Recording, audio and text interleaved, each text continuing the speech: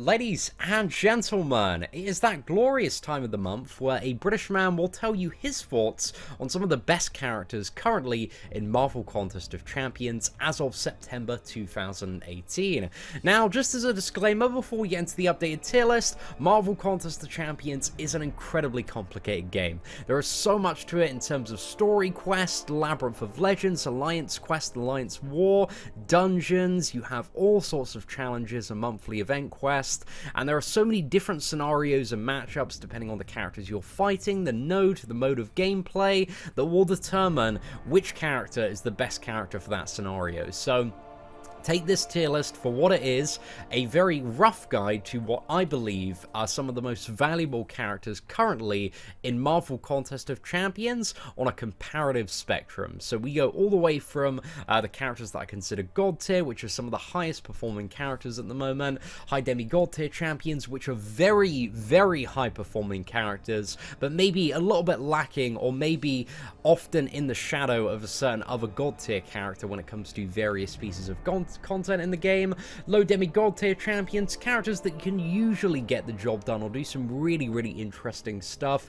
but again might be in the shadow of high demigod tier or god tier champions, and amazing tier characters, which, you know, are pretty good characters, but again in the shadow of everything before that. And we also have renamed the good tier to occasionally useful, and this is to kind of highlight champions that, you know, have their occasionally useful matchups. And I feel like characters like Loki or Ronan are absolutely fantastic examples of this, where they have matchups where they can absolutely dominate. Like last month we saw in the monthly event quest, Ronan was so exceptional at dealing with characters with a significant amount of buffs, but outside of that he's just a very, very underwhelming character. And Loki, you know, he's great when you can still the buffs, arguably the best character for the 5.4 Ultron, but aside from that, doesn't swing too much, although there has been some pretty low-key gameplay on Idolist's channel on YouTube, so if you want to check that out. But then again, he's just taken advantage of some very clever heavy attack countering in Labyrinth there. But yeah, Loki certainly is a bit of an interesting one. Then we've also got the borderline bench tier, and these are characters that are kind of like, you get them and you're like, oh, I'm probably never going to use this character. Like, they're okay, they might have a couple of things going on for them, but really not too much that you probably, you know, there are better options essentially. And then we have the meme tier, the characters that are just so incredibly terrible and in dire need of a rework. So yeah, hopefully we can see some buffs. And also we know that, what is it, Carnage and Venom are up scheduled for a beta test buff in the near future as well, so the status of both of those characters will be changing at some point. But anyway, the last month has been a pretty interesting month in Marvel Contest of Champions. We've seen the introduction of Heimdall, who is coming at high demigod, and also Korg, who is coming at low demigod as well. So just to explain a little bit about Korg and some of the good stuff that he has, he's immune to bleed and shock. He's the ability with his rock armor to tank special freeze, and also if you do get hit while it's active, you can mitigate a bit of damage there. He's got an armor break off his heavy attack when you've got some crowd excitement, so you know you can use that to cleverly play around certain mechanics in some matchups. You also have unblockable special 1 all of the time, and if you have like crowd excitement at a certain level, and I believe have like unblockable, then your special 2 also becomes unblockable as well.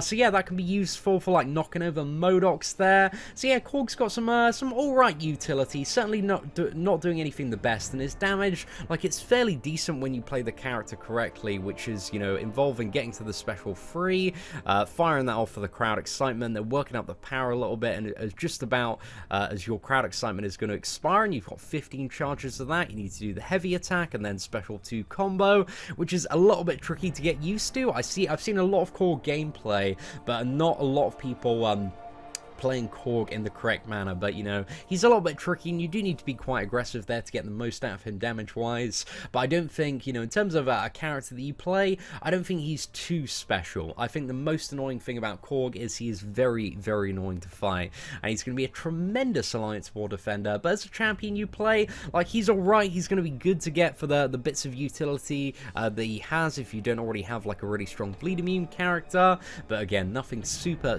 game changing on offense. offense. And then as a new introduction in High Demigod, we have Heimdall. So Heimdall has a permanent true strike as long as you don't get hit whenever he activates his first special attack.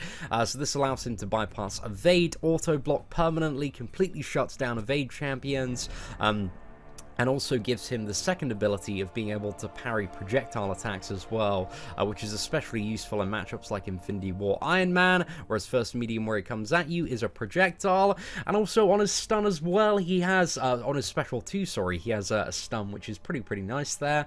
And his damage isn't too bad. I've seen like a 5-star rank 3 Heimdall take down Wind Soldier, I believe on Crystal Opening Whales channel, in about 300 and a bit hits. But again, there isn't too much Heimdall gameplay out there, but the fact that he has permanent true strike and also projectile parry, and he has a team-wide cheat death to everybody aside from him, and also decent damage, I think this is enough to kind of put him up there with High Demigod. And I think he is kind of a bit of a strong contender with Killmonger in terms of, you know, the utility and functionality that he provides, and I believe both characters have their advantages. I think they're in a bit of a similar damage range there. Like Killmonger can tank special freeze, Heimdall can't, but he gives the cheat death to everybody aside from himself and can also parry projectiles. But also Killmonger does have that pretty nice, what is it, counterpunch on the special one as well.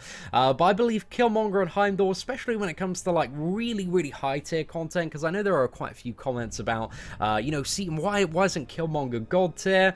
And I think if you look at the high tier Alliance War, you really do see that although Killmonger is a super fun character, he's just mainly being used on defense, because when it comes to playing the character, in terms of a lot of situations, Corvus is just a better option. Somebody like Corvus, Spider-Man Stark Enhanced, Void or Captain America Infinity War or Magic, those champions primarily, as well as Blade, seem to be dominating the Alliance War offense. And I can't really think of many scenarios, even, you know, looking at stuff like Act 5 and Labyrinth of Legends, where Killmonger is like the definitive best option. I think he's a really good character for a lot of stuff, but I've yet to be proven, like, for any circumstance, outside of like one path in 5.4, where it's like full debuff immune, where Killmonger is like a better character than some of the, you know, top tier characters that we have knocking about in God tier there. So yeah, I really like Killmonger. I think he's definitely one of the highest ranked characters in High Demigod, and I think maybe in the future there is a case for him going to God tier for maybe a certain piece of content, or if we're seeing kind of a lot of full debuff immune champions. But yeah, I don't think that's really the case at the moment in terms of the character's value, and I feel like if you are, you know, looking to pimp out your roster for like Act 5, Labyrinth of Legends, or Alliance War, then maybe one of the God tier options is going to be a little bit better. But Killmonger, he's still a Beast Mode champion. Again, he's valued very highly in terms of the entire tier list at High Demigod. But yeah, I just don't quite see the God tier argument there myself. But again, I'm very open to somebody putting forward a solid comparative argument. Anyway, ladies and gentlemen, let's talk about some more changes that have been made. We also have Captain America Infinity War, who's now been moved to the God tier. I think Captain America Infinity War has just done an absolutely fantastic job of being proven that he is an exceptional character. I've seen so much great stuff this month from like Emma Frost, even like 4-star 550 Captain America Infinity Wars, just rinsing that fight. But also when it comes to like high tier Alliance War gameplay stuff and Act 5 gameplay, I've seen so much phenomenal stuff from Captain America Infinity War. I think just at the base of this character, he has like incredible block proficiency. He's got some really good damage output. You've got ability accuracy reduction on the special 1. He's incredibly resilient. If you have like a kinetic charge, if you mess up, you get hit. Hopefully it's going to glance, and then you're pretty much going to take no damage as well. You got a stun on the special 2, but then he's got a load of synergies which benefit characters of all classes, and add in certain stuff like significantly increasing the damage output of nullifying energy stuff, which has good synergies with like Magic and Morningstar, but also building into this character a little bit more. He can shrug off debuffs with, I believe it's skill. I think tech, you can get Petrify and reverse stuff like healing. I don't know if that also applies to power gain. You've also got the armor break with Cosmic, which a lot of people are using for Emma Frost this month as well. But I think Captain America Infinity War, he's just a really sturdy champion for getting through a lot of content. He gets the job done. He does it very efficiently once you get used to playing this character. And yeah, I've seen some sick alliance Alliance War boss takedowns with this dude. So I feel like he's earned his spot for kind of a wide variety of endgame content in the God tier. So yeah, I've been very pleased with all of the emerging wave of Captain America Infinity War gameplay that I've seen very recently. So yeah, very happy to see him and have him finally in the God tier there. But we've also moved a few characters down as well. So 2 characters that I feel like have comparatively, again, this is all on a comparative spectrum here, kind of lost their value and kind of lost the reason to rank them up, is Daredevil Classic. I feel like with even more power control champions, people getting better at avoiding a lot of special attacks, and also Stark-Enhanced Spider-Man. I mean, Stark-Enhanced Spider-Man, I think, has been the death sentence for Daredevil Classic for a very, very long time. But I don't know. I've got a maxed out 4-star one on my account, and he just, I try him for a few things. I've tried him for Emma Frost this month, and whenever I think he's going to be good, he just never pulls through, man. That assisted projectile evade just doesn't really seem to be something that's super, super desirable. And aside from that, he's got some alright block proficiency, he's got good stun, but nothing that is absolutely insane at the moment, and I feel like there's a lot better utility toward the higher end of the tier list. So Daredevil Classic, we moved him down to amazing tier. So yeah, I'm going to keep a bit of an eye on him, but again, I don't think I feel like at the moment Daredevil Classic has had his day, and also Elektra as well. Elektra's always been a good ability accuracy reduction champion, but I feel like with all of these True Strike characters coming in and much better skill champions as well, Elektra's kind of lost her spot amongst the super top tier characters, because she's very good at reducing ability accuracy, but I feel like a lot of characters have just come in that have been better matchups for certain scenarios. I feel like, there are loads of characters that have been gradually pushing Elektra down, and the damage, again, very much like Daredevil Classic, really isn't that great on Elektra outside of the final 25%. The final 25%, there's some pretty banging damage if you've awakened, but outside of that, there's just nothing super, super great there. So yeah, a little bit sad, but I think Elektra, she belongs at the moment with a lot of the characters that I categorize in the amazing tier. I've also moved Taskmaster down, and I'm thinking about moving Masker down as well, because I really like Taskmaster. I think he's a very good character. However, I think just practically speaking, he's a bit of a pain in the ass to play, and I feel like he's not super practical on a lot of fights, but I will agree that Taskmaster, he's some fights and situations where he's very, very good at.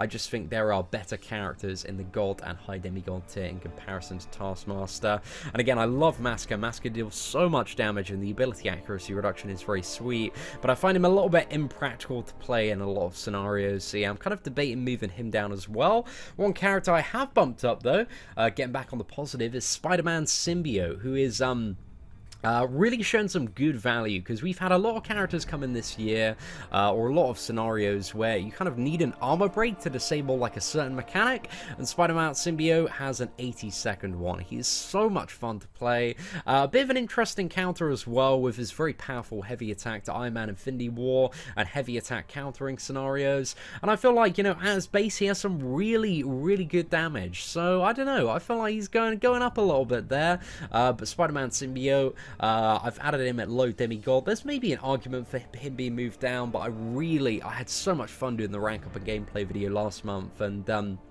there has been quite a bit of gameplay floating about from people that have taken their 5-star symbiote Spider-Mans up to rank 4 and are having a fairly interesting time decimating through some content. So yeah, I like Spider-Man Symbiote. I feel like he's definitely got some potential, and I feel like he's kind of around this region of like 4 Drax and Angela and an Awakened Black Bolt with the Medusa synergy there. So yeah, big love to Spider-Man Symbiote. Now, just to recap some of the God tier champions: Iceman, triple immunities, evade counter.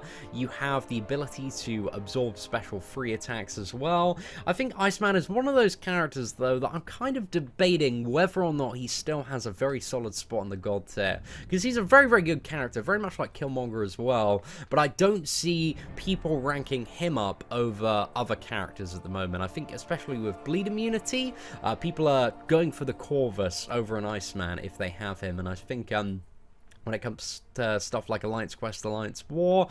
Corvus is kind of dominating Iceman, but then again, you could make the argument that Corvus is dominating everybody. He is incredibly, incredibly good.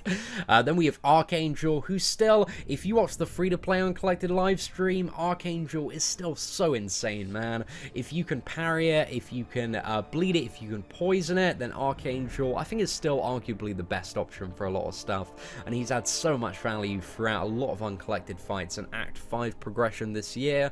But again, Archangel's weakness is he's just not that great for like Alliance Quest, Alliance War at the moment. But with that being said, I don't think there's much reason outside of Labyrinth to like rank 4 a 5-star Archangel. I think Archangel does everything he needs to do as like a maxed out 4-star or a rank 3 5-star character. And then we have Domino. Domino's damage is ridiculous. There's so much interesting stuff that this character can do. Ability accuracy reduction, also a double hit can get through Medusa's auto block, but really the damage on Domino is kind of the biggest thing. But also you have the heavily extended stun with the Masker synergy. Domino can power through a lot of stuff. The damage is just absolutely unreal. Arguably one of the most efficient Labyrinth champions at the moment, and I'd love to see more of Domino on Alliance War offense if she wasn't so damn annoying to fight on defense all the time. That she is quite often required there. Magic is still the queen of power control. She's, you know, special 2 spam, keep him in the corner, win the video game. Magic is a character that's really, like, retained her value for such a long time. So yeah, Magic is just an absolute goddess. Ghost Rider, utility godman. This man has an arsenal of stuff, but kind of the most desirable thing about Ghost Rider, especially for kind of long-form content and Alliance Quest, is that infinite regeneration, because it's so powerful, it's so potent, and yeah, Power Lock, Nullify, you've pretty much got it all when it comes to Ghost Rider in terms of utility. Dr. Voodoo, again, a bit of a Swiss Army knife when it comes to utility. He's going to regenerate quite a bit at the start of every single fight, which makes him absolutely incredible for kind of longer form content. Very, very good still for a lot of Alliance Quest Map 5 stuff. And yeah, when it comes to power control, very, very efficient power control, ability accuracy reduction. If you go into the odd stance, you can have a heavily extended stun duration as well. And there's just still a lot of very clever stuff that you can do with Dr. Voodoo. So yeah, I love Dr. Voodoo, man. I think he's just an absolute god. And I think especially with Korg being added into the game, we might see a bit more Dr. Voodoo on Alliance War offense, because I'm aware that some people do play this character on Alliance War offense very, very skillfully, and he's a very, very good counter to Korg. So yeah, I don't know, we might see a little bit more of him potentially. Then we got Gwenpool, who just has some sick damage, man. She's absolutely mad. We have a potentially infinite power lock on the special 2, ability to tank potentially infinite special freeze as well, providing that they didn't have a dot associated with them, and 100% ability accuracy reduction after 50 hits. But I think Gwenpool kind of has one of those things of she is like still one of the best options for a lot of Act 5 and arguably Labyrinth content as well, but I don't know if maybe she is not quite up there in the god tier anymore. She's one as well as Iceman that I've been debating a little bit, but I'm always interested to read the comments and get some external thoughts on this stuff.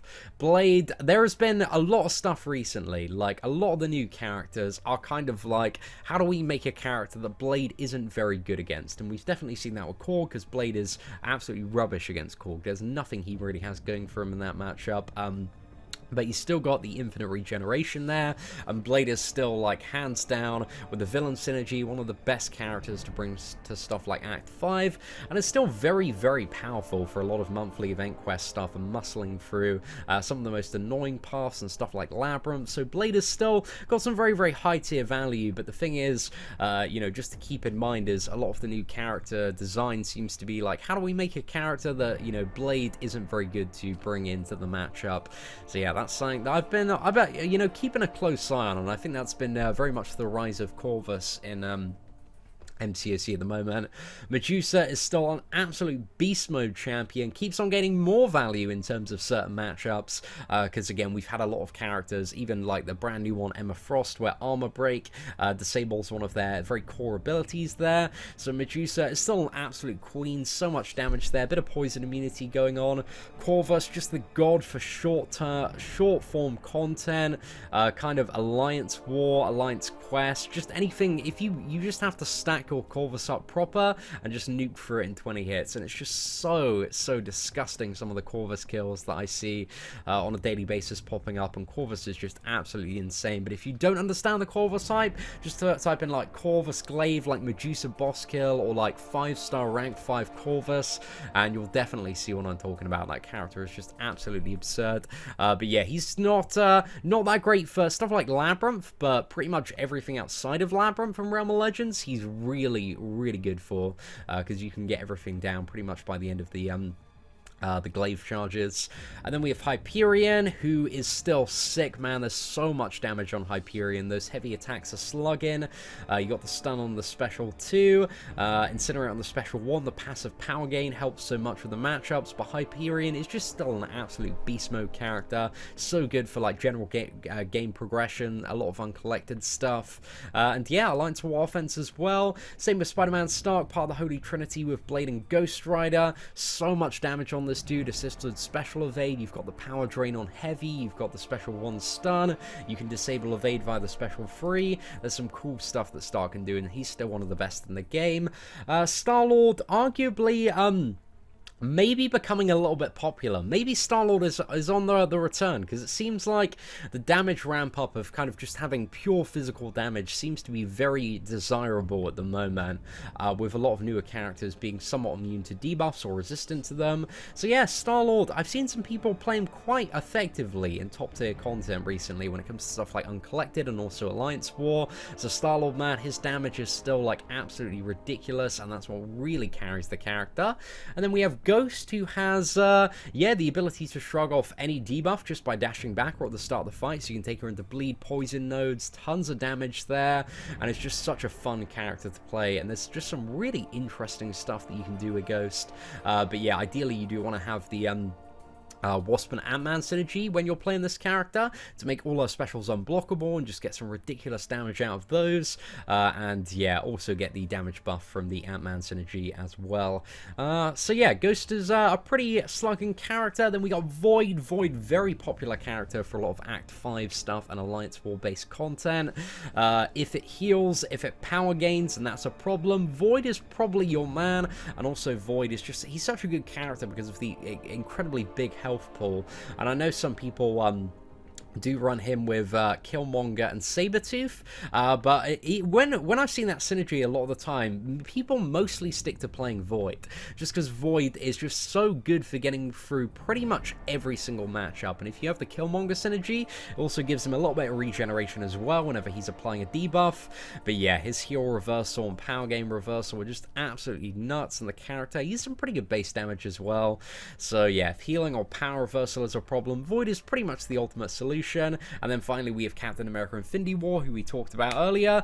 But anyway, ladies and gentlemen, that is the end of the September tier list overview. Again, so many characters now. We are very close to, I believe, about 130 characters in Marvel Contest of Champions. It's getting incredibly expansive, incredibly complicated.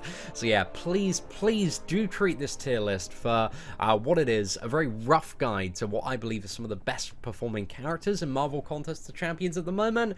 And if you ever want to make rank up and gameplay decisions, make sure to YouTube that champion, have a look at some high tier gameplay, think about, you know, what you're making that rank up decision for, what you're trying to do next in the game, and which champion is going to be the most effective to help you accomplish that. But yeah, ladies and gentlemen, thank you very much for watching. Take care, and I hope that you have an absolutely fantastic day.